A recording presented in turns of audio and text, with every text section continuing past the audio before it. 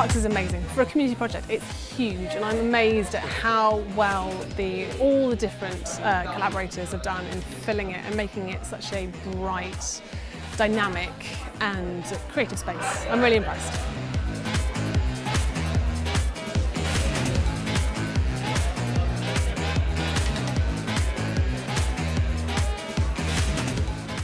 This is like the blueprint for future retail.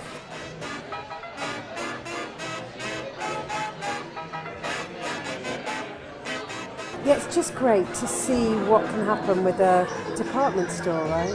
And to see the different way the space can be used and made, and yeah, bringing to light some of the really tricky things we've got to deal with.